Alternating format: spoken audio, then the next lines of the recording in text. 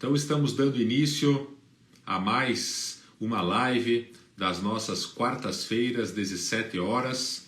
Hoje com a advogada, com muita experiência profissional, experiência internacional, experiência também de organização como vice-presidente da Abracrim de Santa Catarina, Adriana Spengler. E a gente vai tratar sobre crime permanente e unicidade de conduta. É um tema interessante, importante. Nós vamos durante a live trazer as questões práticas desse tema. E eu, antes de aceitar aqui a solicitação da Adriana, que já está conosco, aguardando para entrar, eu quero convidá-los a participarem e ingressarem no nosso canal do YouTube. Canal do YouTube Arnes de Oliveira e Andreasa. Todas as nossas lives, já estamos com mais de 50 lives desde do ano passado. Todas as nossas lives estão disponíveis no canal do YouTube.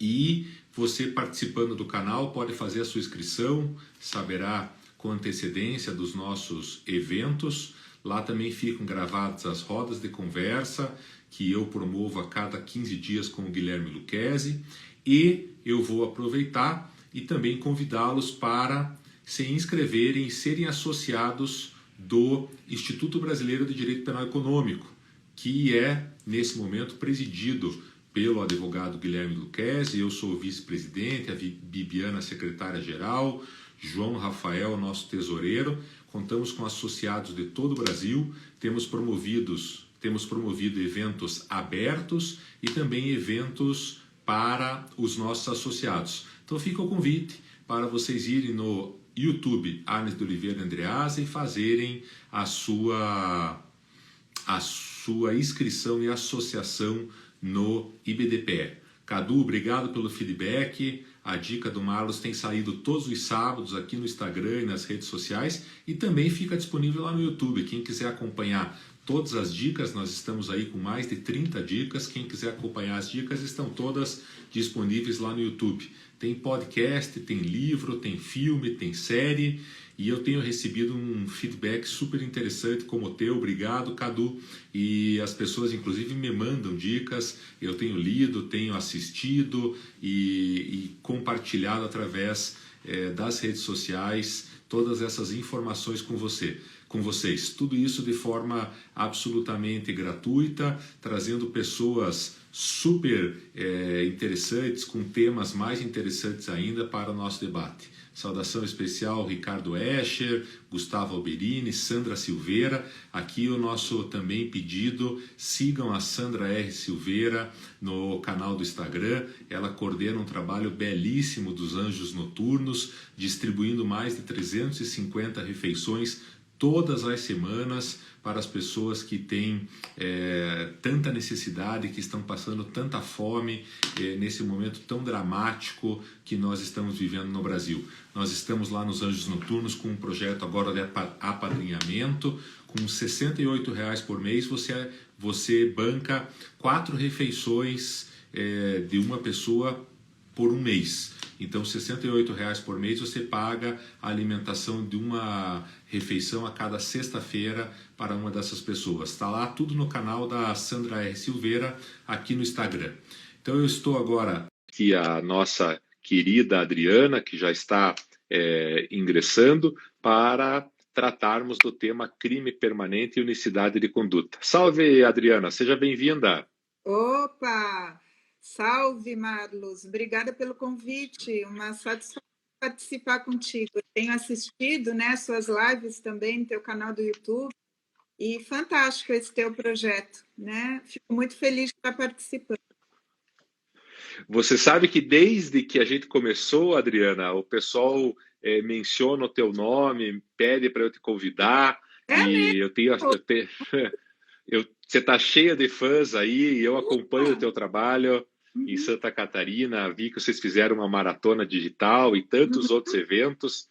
E ao invés de te apresentar, eu queria que você se apresentasse para o nosso público, para o nosso pessoal, contasse da tua trajetória, e as pessoas ficam contentes em ouvir e saber como que as coisas acontecem. Certo. Bom, eu sou paulista, né? Estou em Santa Catarina há 21 anos, mas sou, na verdade, paulistana.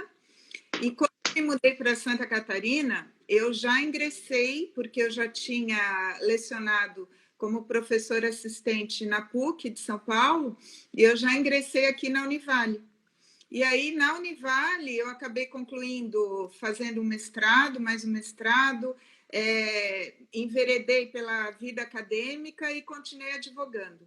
Então, e ao longo desses anos, né, já faz 21 longos anos, eu acabei me interessando demais pela pesquisa, pelo estudo e pela advocacia dentro do direito penal econômico.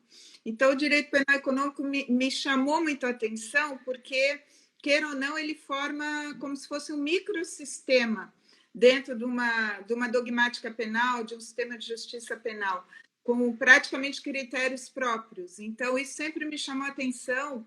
E claro, né, você, mais do que eu, atuou tanto na Lava Jato, e certas questões vieram à tona a partir dessa situação, quando começou ali, 2013, 2014, a Lava Jato. Então, eu acho que é uma área temática fantástica, é desafiadora no dia a dia da advocacia, então, tu sabe muito bem disso. E, enfim, é isso, estamos aí na lida, né? No dia a dia, nessa luta, que você sabe como é a advocacia criminal, é sempre um desafio. O teu escritório está em Itajaí. Itajaí, né? Nós atendemos toda a região, todo, né, o estado, enfim, temos parcerias fora. Agora a gente está implementando o nosso escritório também em Brasília. Então, logo, logo a gente vai anunciar a nossa sede em Brasília também. Quando, né, nos tribunais superiores ali, podendo atender os clientes que estão lá. Então, é isso. Eu tenho meu que está aqui assistindo, inclusive, meu sócio, doutor Aito, que também é professor da Univale, doutor também. Tem o meu sócio, Leonardo Costela, que é da OAB aqui, das comissões da OAB, e estamos aí, na lida diária, dentro da advocacia criminal, no desafio. E você faz parte também da Abracrim. A Bracrim é uma família, né? Eu sempre digo que a minha vida profissional é antes e depois da Bracrim. A Bracrim abriu um networking fantástico, abriu 1000 possibilidades de pesquisa, de atuação, de eventos. Então, eu sempre incentivo os colegas a ingressar na Bracrim, porque a gente forma efetivamente uma família. Todos se contactam, né? Nós temos colegas agora no Brasil inteiro, então você precisa de uma parceria numa cidadezinha no interior de Minas, vai ter alguém ali para te ajudar. Né? Então, eu acho que a Bracrim, até pela situação que a advocacia criminal vive hoje em dia, ela é fundamental, porque é uma associação que abraça mesmo a causa do advogado, fica muito atenta às violações de prerrogativa que tem acontecido diuturnamente, né, no dia a dia do advogado criminalista. Então, eu acho que participar da Bracrim, o colega só tem a ganhar. E eu estou aqui na vice-presidência. O presidente da Abracrim Santa Catarina é o doutor Renato Boabate, que tem escritório em Florianópolis, e estamos juntos aí, né, ajudando os colegas na associação. Muito bom. E antes da gente entrar no nosso tema, Adriana, você é mestre e doutora em Direito, e eu vi que... estou ainda no doutorado, né? Ainda não terminei o doutorado. Em Portugal, em Minho, não é isso? Portugal, exatamente. E nessa trajetória eu verifiquei que você publicou e participou de uma série de congressos internacionais e publicou internacionalmente. Conte um pouco essa experiência, porque eu tive a oportunidade também de participar de alguns cursos fora e recomendar, e as pessoas realmente ficam muito impactadas quando tem essas experiências. Eu queria que você passasse para o nosso pessoal como é que foi essa tua experiência, foi tão boa, foi bacana, como é que isso acrescentou? A minha primeira experiência, assim, que eu posso dizer que foi um marco, um diferencial na minha carreira, foi quando eu me aventurei para um congresso mundial de Direito, Ciência e Tecnologia, que ia acontecer em Frankfurt, né? E, assim, eu mandei o meu artigo, né, com a tradução pertinente para o inglês, enfim, e, por incrível que pareça, ele foi aceito. E aí já veio aquele frio na barriga. Agora eu vou a Frankfurt me apresentar num congresso mundial sobre direito, ciência e tecnologia. E justamente o meu tema era a investigação criminal com o uso de novas tecnologias, né? Então eu fiz o link entre o direito e as novas tecnologias. Isso foi, Marlos, em 2011, ou seja, está fazendo 10 anos. Esse congresso mundial que eu participei em Frankfurt me abriu uma janela imensa de possibilidades, né? Ali também fiz muitos contatos com professores de outros locais, enfim, então isso também abre demais a nossa perspectiva de mundo, né? Abre os caminhos, abre as possibilidades. E ali eu conheci uma colega, que nós somos amigas até hoje, que fazia pós-doc em Direito Penal na Universidade de Munique. E ela falou, olha, agora vai ter a primeira escola de verão em Göttingen, na Universidade de Göttingen. Eu vou participar mês que vem. Isso foi em agosto e a escola de verão seria a primeira em setembro. E ela falou, olha, eu vou ver como vai ser e tal, eu te falo para a próxima que tiver você se inscrever. E dito e feito. A próxima, eu participei. Quem que era ela, Adriana? Foi fantástico, né? Aí foi realmente também um marco na minha vida profissional, participar da escola de verão em dogmática penal alemã em Göttingen, na Universidade de Göttingen.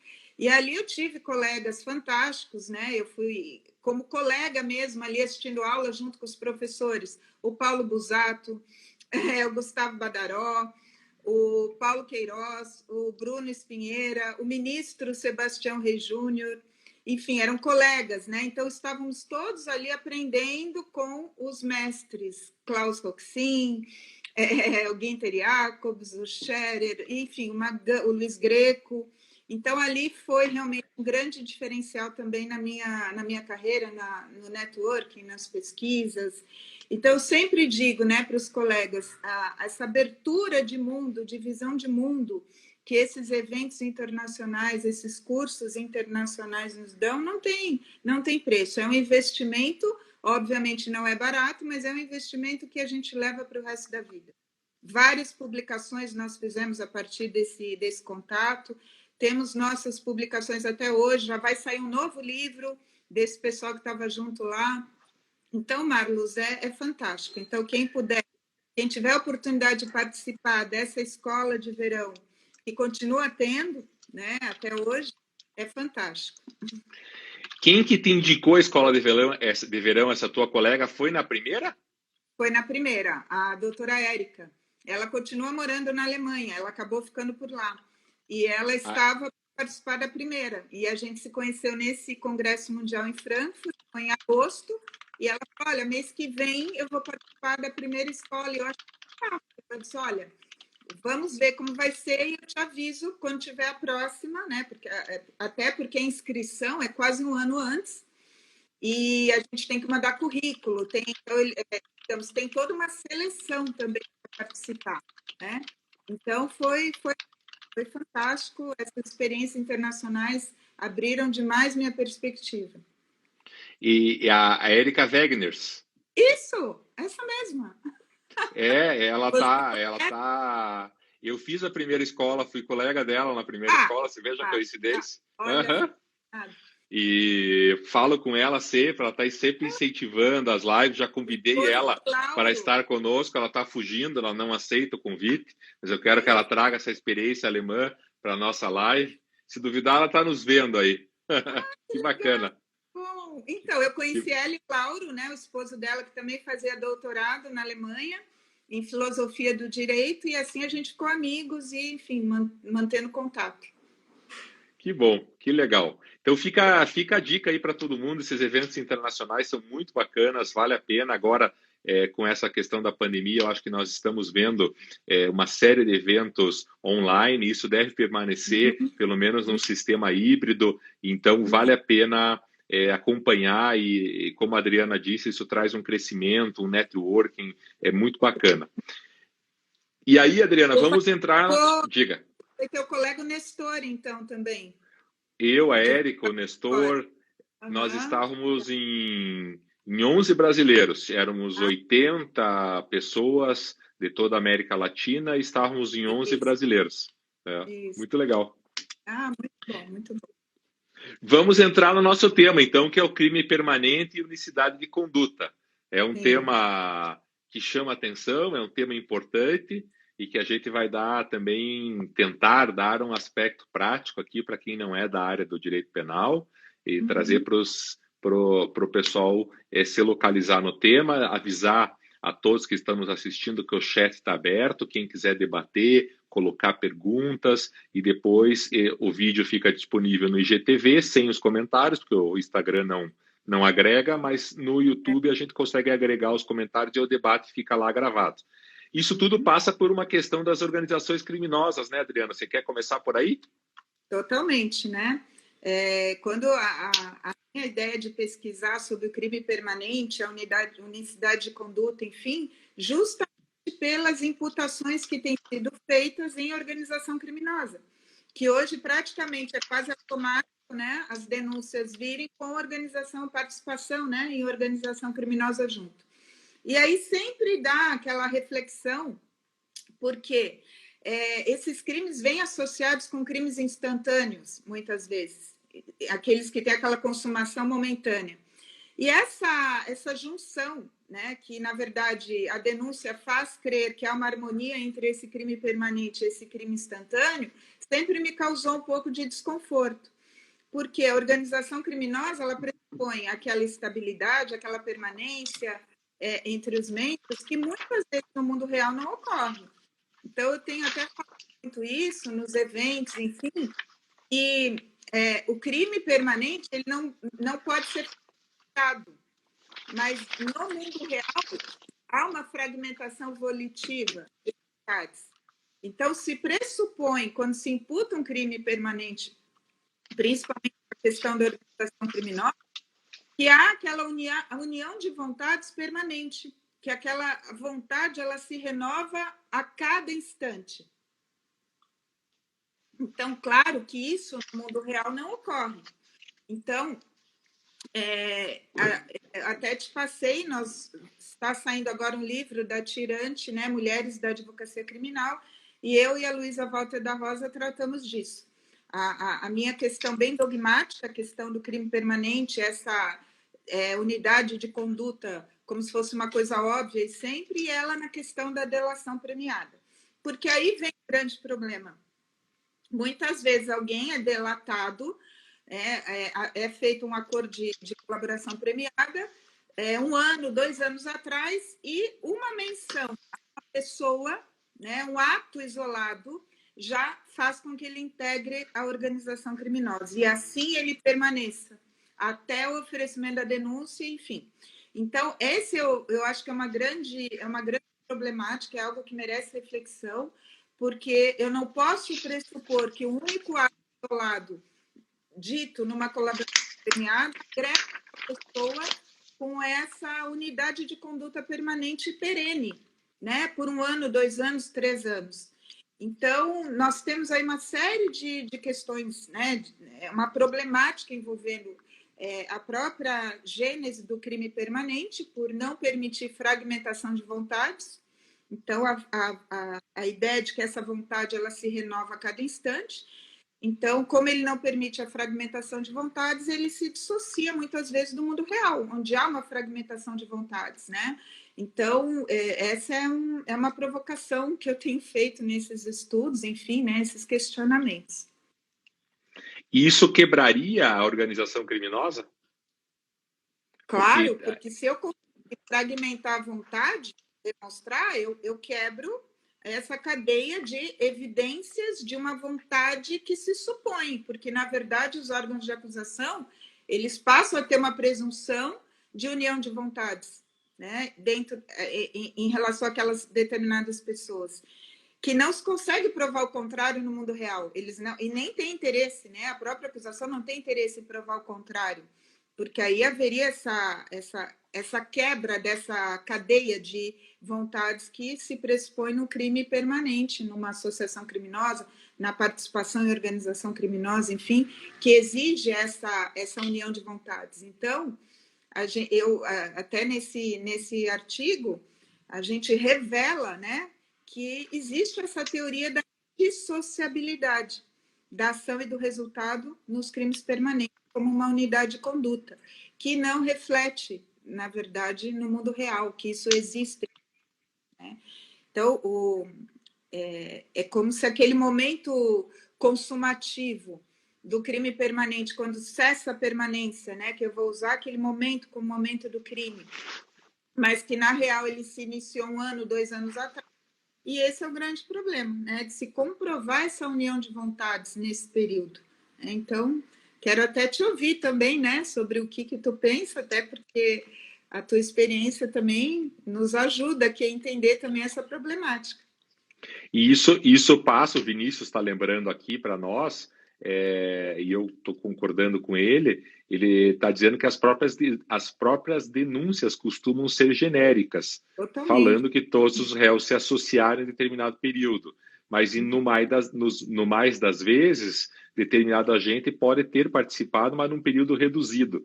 Esse é um problema que é causado justamente por essa discussão que você coloca da unicidade das condutas, né? Isso. Essa presunção, quase que juris tanto, né, de que há uma unidade de vontade permanente entre os membros, que é o grande problema.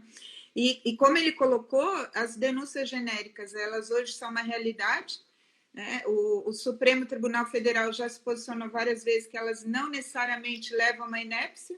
Então, quando a gente questiona que o Ministério Público não cumpriu o artigo 41 do CPP e não efetivamente detalhou as ações de cada uma, né? Então, é muito comum hoje pessoas estarem sendo denunciadas com outros que nem conhecem, porque foram delatados numa delação lá atrás de 1 ano, 2 anos, né, que um ato isolado ali já trouxe essa pessoa para o contexto.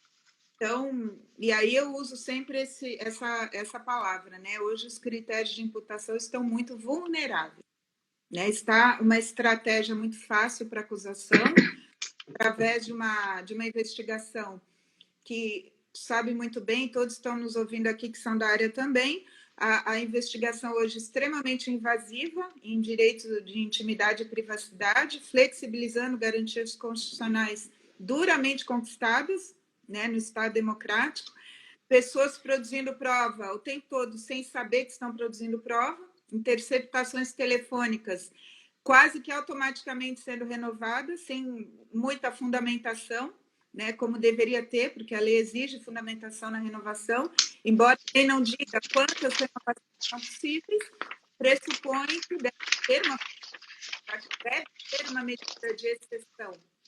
Então, Marlos, tu concorda comigo que hoje a investigação ela se faz de uma maneira que quando o advogado toma conhecimento, né, vamos imaginar que o próprio acusado investigado, ele não sabe que está sendo investigado, e quando ele toma conhecimento, é naquela medida, né, é naquela cautelar de prisão temporária, de busca e apreensão, mas ele já está sendo investigado muito tempo, já tem interceptação telefônica há 1 ano, já tem quebra de sigilo bancário, fiscal e tal há 1 ano, mas quando vem aquela medida mais drástica de busca e apreensão, prisão temporária, aí vem tudo à tona, né? Como dizia o Alexandre Moraes da Rosa em eventos, ele dizia, da onde vem o tiro?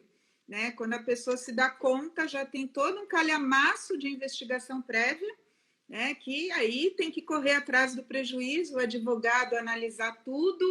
Enfim, então eu sempre digo que o Estado punitivo hoje, ele está com a faca e o queijo na mão, porque a estratégia hoje é essa, né? Eu digo que os órgãos de acusação estão com sangue nos olhos e utilizando todas as ferramentas possíveis para imputação. E aí, claro, a gente sabe que não necessariamente isso vai acarretar numa condenação, mas o trabalho do advogado hoje é mais do que nunca importante, né, para conter esses excessos, para mostrar que houve excessos, para mostrar essa vulnerabilidade que está nas imputações. E eu acho que estamos caminhando, né, para tentar entrar no meio termo e reverter um pouco esses excessos que vieram à tona recentemente, todos sabem. E me preocupa muito, porque até o nosso colega Francisco Cordeiro está assistindo, e eu sempre lembro, quando eu estive no Rio de Janeiro, antes da pandemia, quando foi lançado a Comissão de Direito Penal Econômico da Abracrim do Rio de Janeiro, o Ney Belo foi palestrar.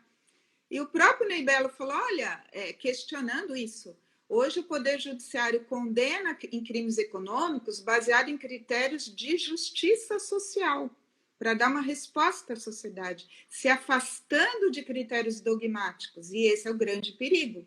Eu que sou uma fervorosa devota da dogmática penal, eu acho que tudo está ali na teoria do crime, até porque eu sou professora da teoria do crime na Univale há 20 anos, então eu acho que tudo está ali na teoria do crime, tudo se explica, tudo se resolve através da teoria do crime, me causa perplexidade e muito eu fico assustada imaginar que os juízes condenam em crimes econômicos se afastando da dogmática.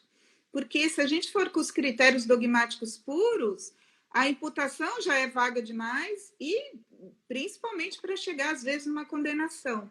Então, eu acredito que esse desabafo vindo de um desembargador do Tribunal Regional Federal, ele é muito sério, porque ele coloca isso como desabafo, porque ele também acha que não pode se afastar da dogmática. E aí, claro, a gente entra por outros viés da dogmática. Como que é feito hoje, Marlos? Os critérios de imputação em crimes econômicos. Omissão imprópria, que fica uma estratégia muito fácil, colocando o dever de agir, sem levar em conta a possibilidade de agir, se esse sujeito estava mesmo, ele tinha capacidade de interromper a ação causal, que muitas vezes não. Então, baseado só no dever de agir, eu não posso ter um critério de imputação válido e consistente. Eu tenho que trazer o que a lei fala, devia e podia agir para evitar.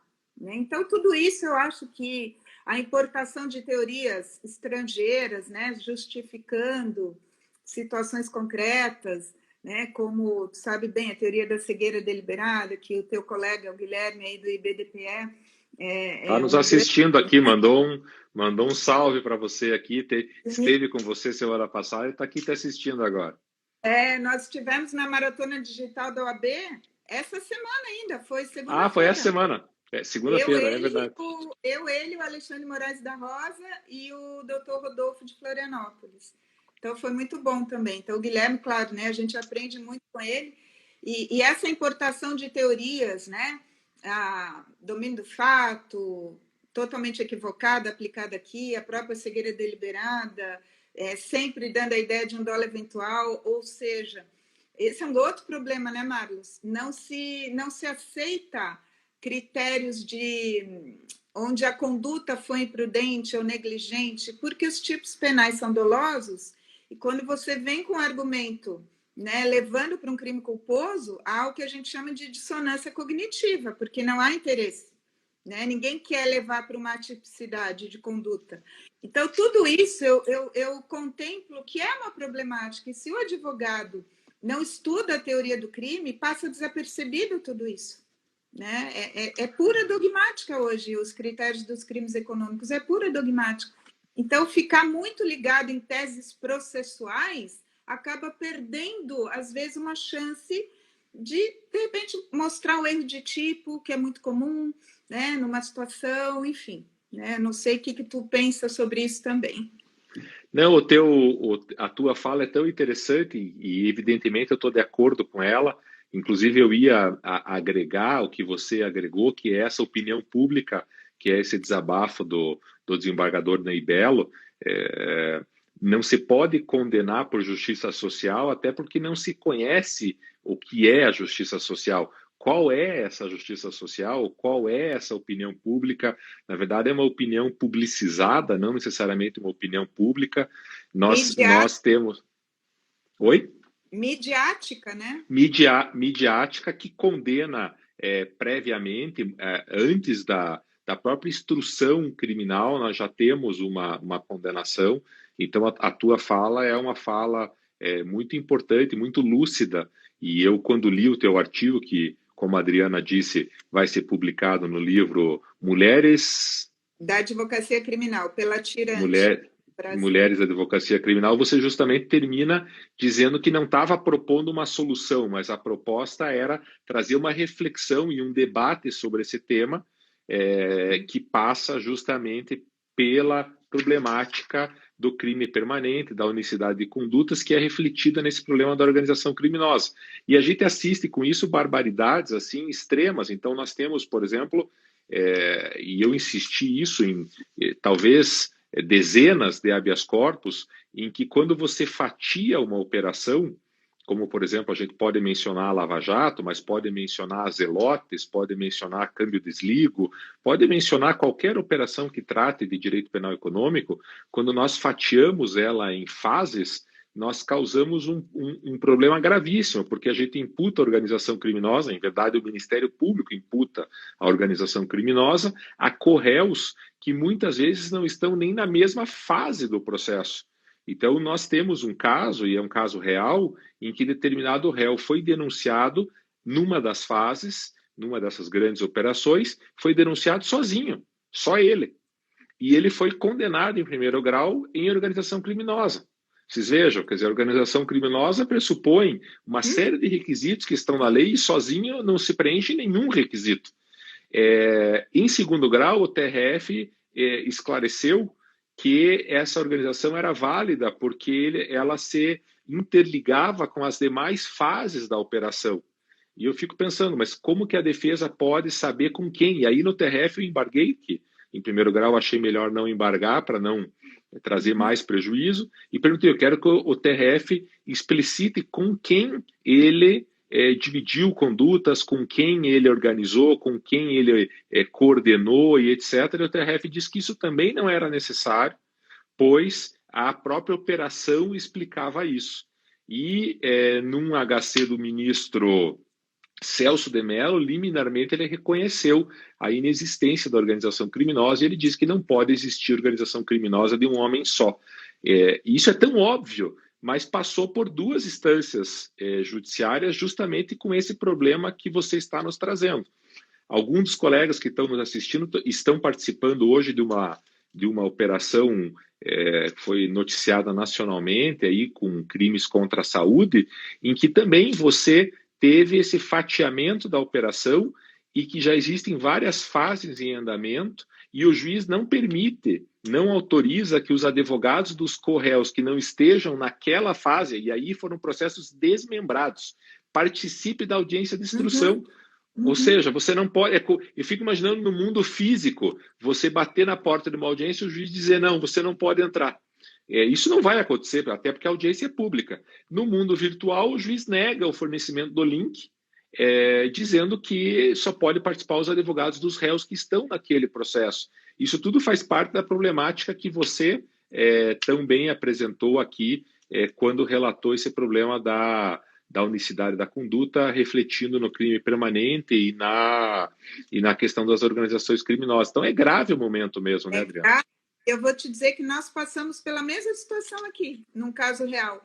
E a dificuldade de demonstrar isso para o juiz, inclusive até para o Ministério Público, que é impossível você concluir uma defesa numa organização criminosa sem ter acesso ao que os outros estão falando nas outras etapas, né? É uma coisa óbvia, é um cerceamento também, né? Exatamente. Então todos passam, eu acho que os advogados criminalistas estão passando por essa dificuldade, né? Essa resistência, né? Você tem que, parece que, vencer essa resistência dia após dia. Inclusive, na semana passada, quando nós estivemos com o Maris, no dia do advogado, aqui na live, o Maris falou exatamente essa frase. Ele falou, nós, advogados, somos a resistência. É preciso resistir. Então, imagine uma denúncia com 39 réus, o que é uma coisa absolutamente comum numa operação de crimes econômicos. O juiz desmembra o processo com os presos num processo e divide em núcleos para os outros processos, e nesses núcleos e nesses réus presos, os advogados não podem assistir à audiência daqueles que são corréus. É inacreditável esse tipo de indeferimento. Né? E a Sandra Regina, que está aqui, que eu mencionei no início do programa, com o projeto dos Anjos Noturnos, quem quiser seguir lá, Sandra R. Silveira, concordando com você, o mais triste do nosso país é ter que falar em um mundo real, já que as interpretações do direito são seletivas, um direito penal punitivista, longe da garantia dos direitos constitucionais. Quer dizer, essa é a nossa realidade cotidiana. Como é que nós vamos andar, apesar de no teu excelente artigo, você não propor as soluções e as reflexões, como é que nós vamos andar nesse tópico, Adriana?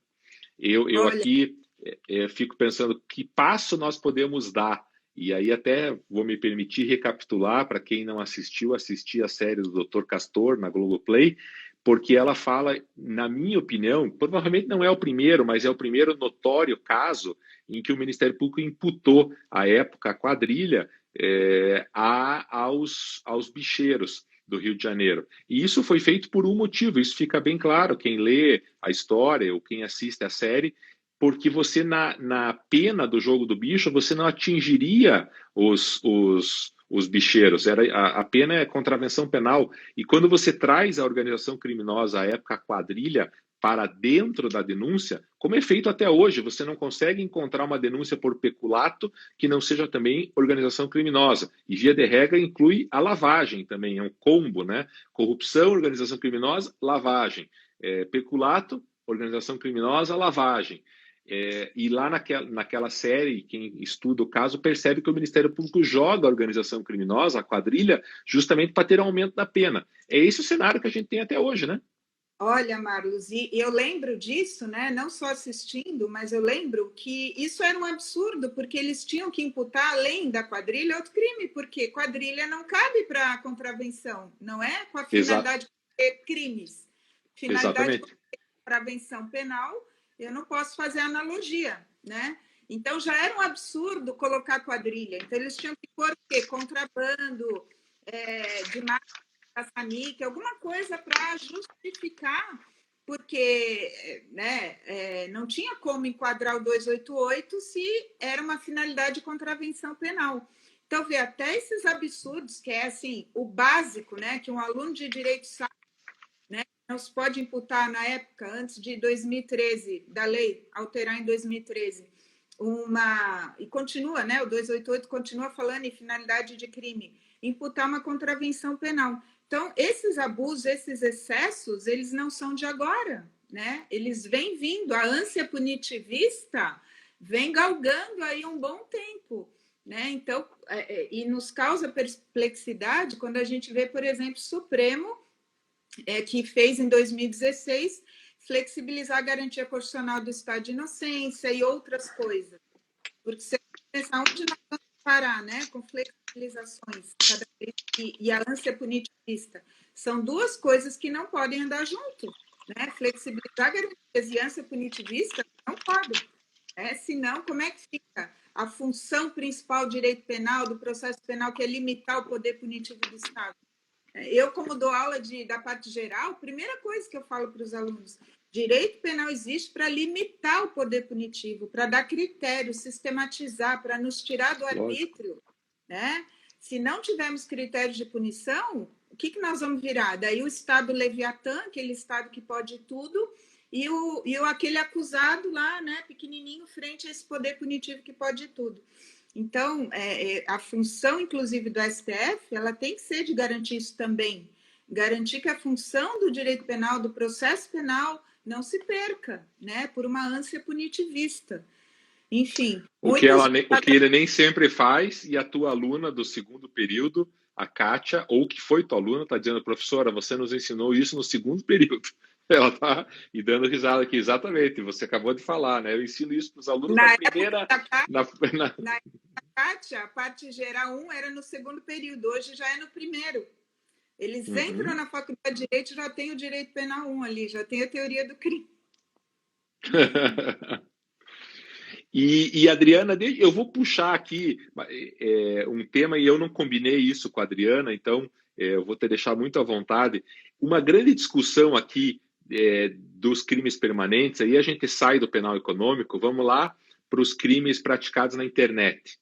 E isso hoje está muito em discussão. A permanência dos posts na internet cotidianamente configura, a teu ver, o crime permanente? Porque o Supremo nessas decisões do ministro Alexandre de Moraes, especialmente no processo e que aqui está todo torto, né? Enfim, mas no que diz respeito, a gente tirando de dentro dessa problemática a questão do crime permanente e trazendo para os posts na internet, para os vídeos, isso configura, na tua opinião, crime permanente? Na minha opinião, não, Marlos, mas é muito particular, porque eu acho que a gente não pode mudar a essência do crime. Uma difamação, uma injúria, ela tem uma essência instantânea. Isso seria exaurimento, essa, entre aspas, permanência daquele vídeo, daquela mensagem, do que está ali, é mero exaurimento. Então, do meu ponto de vista, a essência do crime não pode ser alterada. Eu não posso alterar um crime de caráter instantâneo quanto ao momento consumativo, que seria uma injúria, uma difamação, pela, entre aspas, essa permanência daquela mensagem ali, daquele vídeo, transformá-lo em crime permanente. Tá? Então, eu acredito que essa permanência, de novo, entre aspas, seria o exaurimento, que o direito penal alcança. Tá? É a minha maneira. Né? Claro que tem o aspecto de aumento de pena pela divulgação, que o próprio Código Penal fala, quando o meio de divulgar ele permite, né, que seja aí, claro, um crime contra a honra qualificado, mas a essência do crime a gente não pode mexer. Quando a gente começa a mexer na essência do crime, e aí vem os problemas, aí começam essas flexibilizações. Para esse caso, a injúria se tornou permanente, mas no outro ele continua instantâneo. Então, de novo, eu volto. A essência do crime, ela não pode ser valorada, ela não fica a critério do intérprete. A essência do crime é essa. Qualquer manual de direito penal vai dizer que o crime de injúria, difamação, ameaça, ele é instantâneo. Né? Ele sequer tem efeito permanente, ele é instantâneo. Agora, essa duração, né, de uma ameaça porque foi em rede social, de uma injúria, de uma difamação porque está lá o post ainda, isso para mim é exaurimento, que o direito penal, você sabe muito bem, não alcança. É o pós-fato impunível. Né? Não sei o que tu pensa sobre isso, mas é uma maneira... Tu me provocou agora, isso me veio à cabeça, né? É a maneira que eu vejo isso. A Nana Ribas, que está aqui te elogiando, tá mencionando o caso do Daniel Silveira, a Sandra está lembrando que é a tal da interpretação seletiva, e se você renova as ameaças, Adriana? Aí eu não quero discutir o caso específico do Roberto Jefferson, mas vamos lá, o Roberto Jefferson solta um vídeo num dia, no outro dia solta outro vídeo, e é uma nova ameaça. Isso muda? Entra de novo na questão. Eu posso falar em crime continuado, né? Então, sem mudar a característica da permanência, né? De ser um crime permanente. Posso falar, talvez, num crime continuado. Aí nós já vamos para uma regra do artigo 71 do Código, para outro critério de punição, enfim. Mas é isso que eu quero dizer. Eu não posso mudar a essência do crime para um crime permanente. Eu posso ter, no caso concreto, um concurso material, um crime continuado, mas não mudar a essência do crime para justificar uma imputação, né? Tornar isso a ideia de um crime permanente que dê, principalmente, uma possibilidade de prisão em flagrante, né? Então, claro, justificar esse crime contra a honra e tal como permanente, óbvio que daí me justifica uma prisão em flagrante. Enquanto não cessa a permanência, o sujeito está praticando, né? E é essa interpretação exatamente seletiva que é o problema. Nós não podemos entrar nessa onda, né? Senão, imagina, nós vamos ter cada vez mais abusos, né? E aí, abuso de autoridade mesmo, porque isso seria completamente fora do contexto dogmático da própria essência do crime.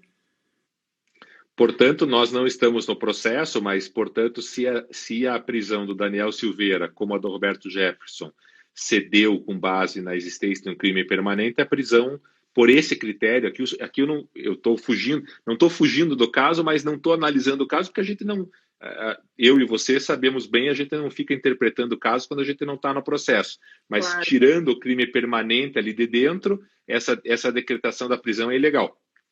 Sim, porque parte de uma premissa falsa, parte de uma premissa que o crime contra a honra, uma ameaça, são crimes permanentes, que não são, eles são instantâneos. Então, claro que isso é uma estratégia para justificar a prisão, né, principalmente quando houve aquela do Delcídio, tu lembra? Né, também transmutou a essência do crime para um crime permanente. Né? E outra, pelo crime contra a honra e ameaça, eles estão dando a entender que é uma organização criminosa de fake news, enfim, né? E aí, de novo, trazendo a organização criminosa, porque aí se justifica, é um crime permanente, né? Então, que na real não tem como justificar que ele fez esse vídeo, ele fez aquele vídeo, aquela postagem, porque ele está numa organização criminosa. Então, todos esses critérios, como eu digo, são vulneráveis. E por um lado, né, Marlos, a gente está no dia a dia aí, todo critério vulnerável de imputação também dá margem para a defesa, também nos auxilia no nosso trabalho, porque você vai nas brechas, né? Você vai nos furos. Isso aqui, né? Então, imagina, eu vou questionar que o órgão de acusação transfigurou a natureza de um crime para um crime permanente, que na essência ele não é. Né? E se eu vou com esses argumentos dogmáticos, vai chegar em algum momento, né, que alguém vai reconhecer isso. Né? Embora hoje em dia não é o caso deles com foro, tal, o Roberto Jefferson não está mais com foro privilegiado, mas imaginando um deputado, um senador, que tudo acontece ali, né, no Supremo, fica tudo mais difícil, porque você tem ali tudo neles, né? Hoje em dia a gente sabe que muitas coisas em primeira instância, não sei se os juízes pararam de estudar o que acontece, eles não conseguem enfrentar a dogmática pura. E aí, tribunal, dependendo, né? Dependendo de onde cai, quem é o relator, sabe muito bem que tem um pouco mais dessa noção e entende a importância desses critérios dogmáticos, aí você consegue, né? Mas é a luta, é o desafio.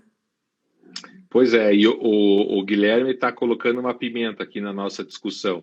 E até vou dizer para você, Guilherme, que se você estiver nos acompanhando e quiser pedir para entrar, você dá um oi ao vivo para a Adriana e coloca a tua ponderação, que eu acho bem interessante, eu vou voltar nela. E antes eu vou sair desse tema, para daí voltar com o Guilherme. E o Pacelli de Camboriú coloca um ponto que a gente não mencionou, Pacelli. Você nunca está atrasado e a gente não mencionou. Acerca da modalidade de ocultação na lavagem de dinheiro. Nessa modalidade, é um crime permanente? Uhum. Ocultação porque é a ideia da própria receptação também, né?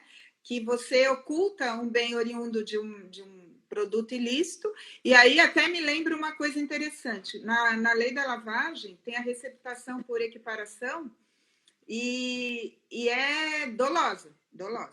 Mas no Código Penal nós temos a receptação culposa, né? Que é a ideia de alguém adquirir um produto sem aquele cuidado devido que deveria ter, né? Enfim, numa conduta negligente. Mas quando vai para lavar dinheiro, não, né? Ele ocultou o bem, enfim, todos que estão ali participando, eles têm pelo menos o dolo eventual, né? Como fosse uma coisa óbvia, automática. Ninguém leva em conta uma conduta negligente, uma falta de cuidado objetivo, né, que possa ter ocorrido no caso concreto, e aí vai vulnerabilizando cada vez mais. Bem-vindo, Guilherme, que orgulho que está aí com a gente. Guilherme, seja bem-vindo. Olha que honra para mim. Não, desculpa ser intruso, Adriana, obrigado pelo convite, Marlos, é uma alegria estar aqui com vocês. Seja bem-vindo, você que... Eu sei que o Guilherme está sempre de terno e gravata no escritório, como eu, Adriana. O escritório dele é aqui na frente do meu. Nem no meio da pandemia a gente tirou o terno e a gravata. Claro. Então dá para chamar. E eu, antes de voltar para você, Guilherme, te agradecendo, além de colega, amigo, advogado, é o nosso presidente do Instituto Brasileiro de Penal Econômico. Eu quero só voltar, então, na discussão que eu estava com a Adriana, e que a Adriana, eu acho que o mais importante, ela fixou um critério. Quer dizer, nós temos que ter um critério. O critério é que os crimes de injúria, calúnia e difamação, e que o critério do crime de ameaça são crimes instantâneos. Então, esse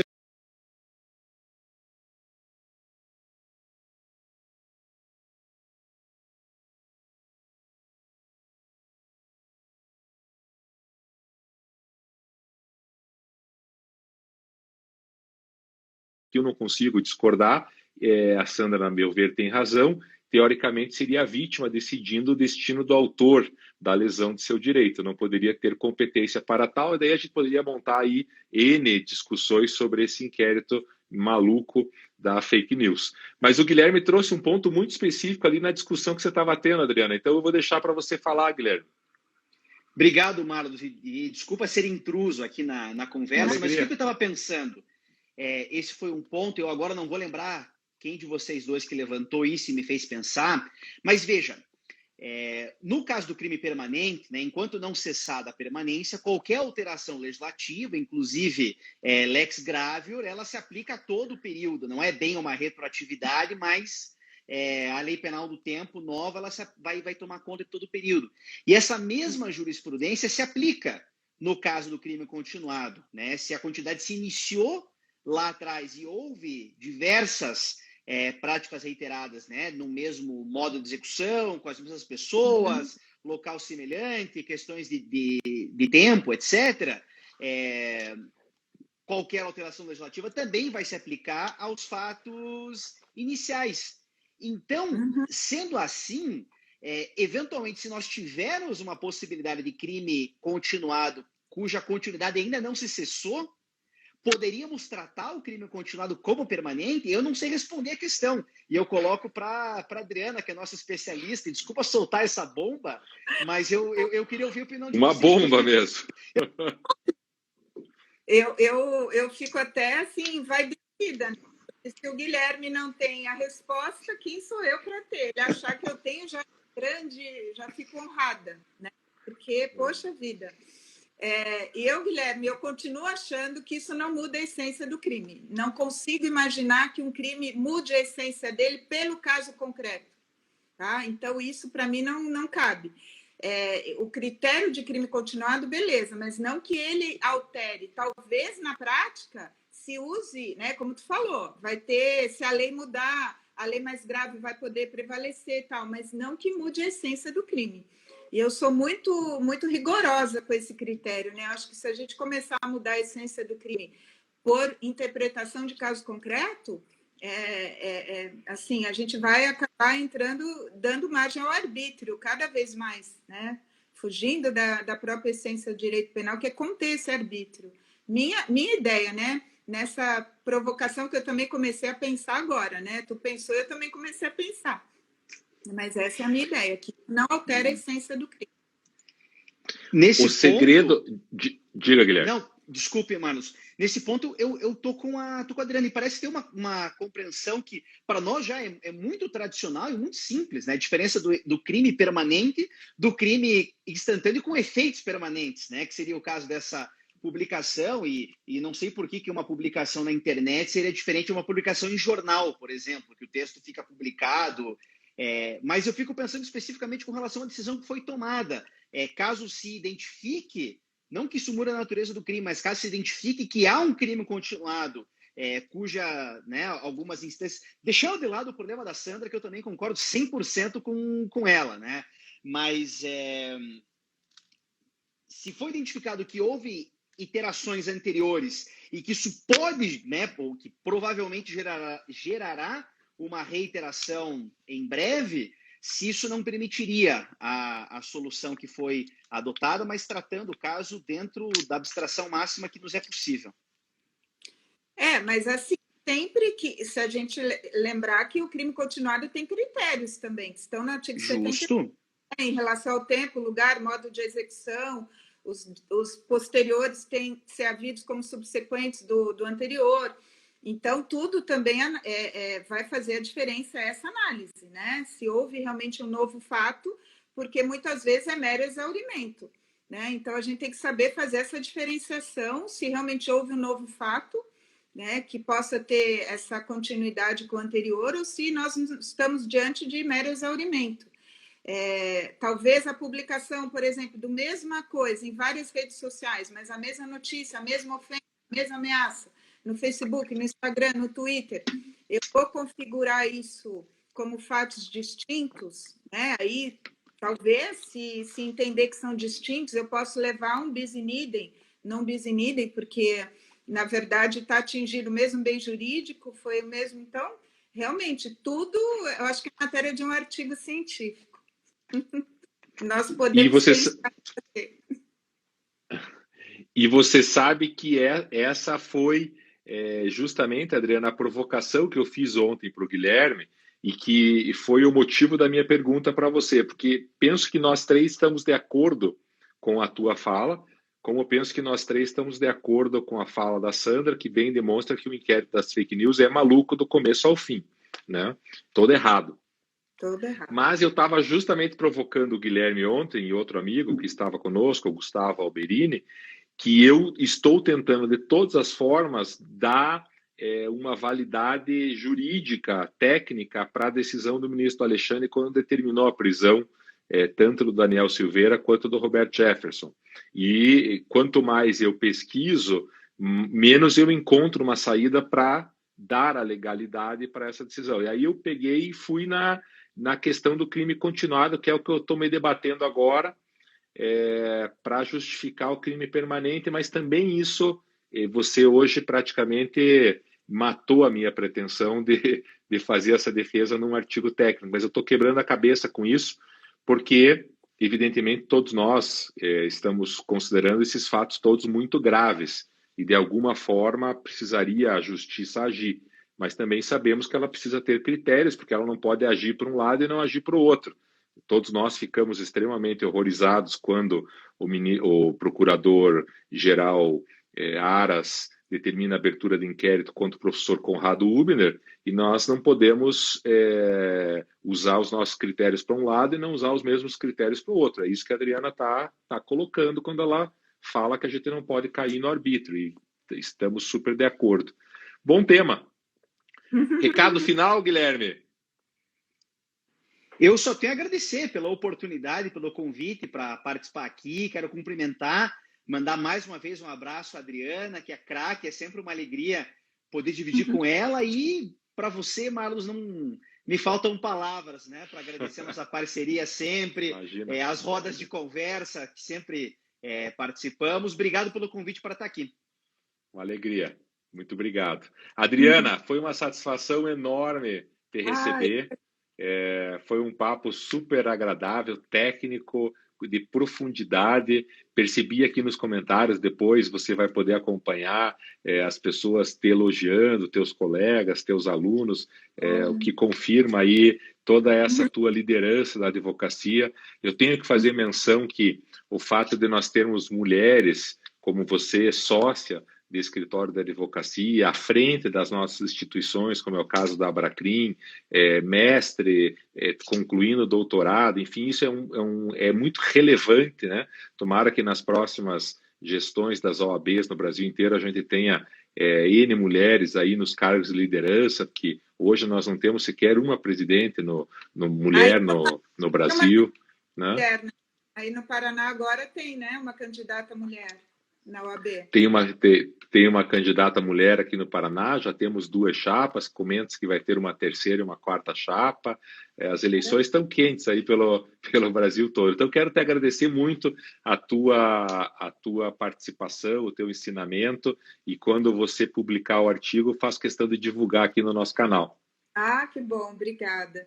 Eu quero só comentar que eu preciso urgentemente participar do IBDPE, né? Que eu não estou ainda no Instituto, eu preciso entrar, preciso ingressar. Quero saber muito bem-vinda. Vocês podem me dizer como. Está desde já. Basta acessar o site www.ibdpe.com.br, clicar lá na associação. A taxa que o Guilherme, como presidente, estipulou está super acessível para alunos, para professores, para mestrandos, para advogados, e com isso nós temos mantido o IBDPE ativo. O Vinícius está dizendo que em Brasília também tem candidata mulher, então você é super bem-vinda, Adriana, a estar conosco no IBDPE, a participar ativamente conosco, vai ser um prazer. O prazer é meu. Bom, finalizando, né, agradeço a oportunidade, eu acho que é sempre salutar a gente discutir dogmática penal, porque ela está cada vez mais deixada de lado. Então, quando a gente traz à tona, a gente alerta todo mundo que está assistindo, né? Um advogado, uma advogada que está nos ouvindo, ter esse insight, no seu caso ali, a gente vai começar a mudar essa estrutura punitivista, né? De sangue no olho, de, como disse o Ney Belo, de só fazer justiça social e se afastar dos critérios legais dogmáticos. Então, agradeço, Marlos, agradeço, Guilherme, pela participação, foi excelente. Muito obrigada. Eu que agradeço, Adriana, muito obrigado. Hoje nós tivemos na nossa roda de conversa a Adriana Spengler, advogada com crime permanente e unicidade de conduta. Fica gravado aqui no IGTV do Instagram e também no canal do YouTube Arnes de Oliveira e Andreasa. Na próxima quarta-feira receberei Kalil Akin com a live Advocacia da Ativa no Tribunal do Júri. Hoje o roteiro foi todo da Adriana Spengler, participação especial Guilherme Lucchesi, nos bastidores Luiz Roberto Juraski Lino e na coordenação Marlos Arnes de Oliveira. Grande abraço, saúde a todos, um beijo, se cuidem. Tchau, turma. Tchau, tchau.